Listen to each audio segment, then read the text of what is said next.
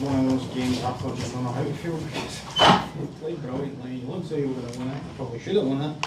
Just give us your reflection on it. The start was disappointing. You know, the first 10 minutes of the game we just didn't start. I don't know what the reason was, and we got punished from that from a very, very good Hibs side and an incredible run. You can't do that against good sides, but our reaction to that was fantastic.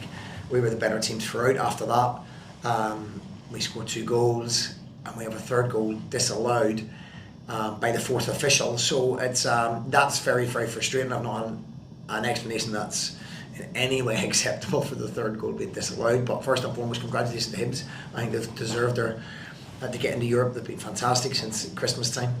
So it's certainly not sour grapes. I asked for an explanation of this. He's given a foul, but he's played on as an advantage because Hibs have the ball, so it's now a different phase of play, in my opinion. So I only asked to be corrected if that was wrong. And then Hibs have good control of the ball. They give it away, we break and score. So I think that's classed as a different phase of play. The referee let it play on and then put it back for the fourth official saying it was a foul at that stage. So if that's true, VAR have to correct that. If it's wrong, if they haven't, then I don't really know what to say because no one seemed to be able to give any answers.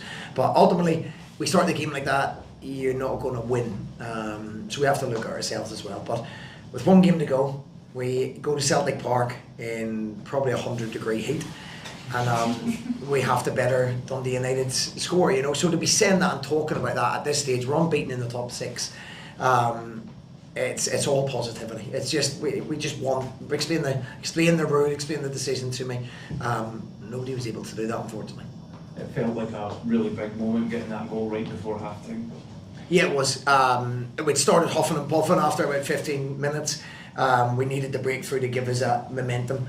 You know, we were going to make changes at half time and just felt we were starting to turn the tide a little bit.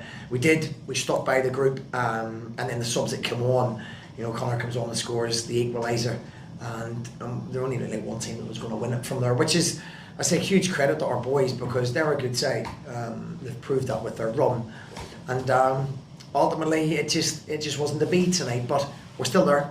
We're still fighting. We've done everything the hard way, so we might as well do the hardest way there is to actually achieve points, to go to Celtic Park. Obviously a real team effort, but where do you think you would be with a fully fit Conor McMenamin all season? Yeah, I've highlighted that. We tried to get wide players in at Christmas for that reason, to go at people, to create things. We managed to get Ryan Alabusi and Declan John up to speed, and I think you can see the difference that's made. We've got 39 points. You know, after the first 11 games we had 8 points, I think I'm right in saying, after our struggles at the start in Europe, and now we've managed to turn that around, going on a terrific run. We've got 30 or maybe 40 points now after that. So it's been a great points tally since the turn, and a lot of that's down to the injection of pace, creativity, and obviously Conor now coming back in these final games, which proves what a good player he is.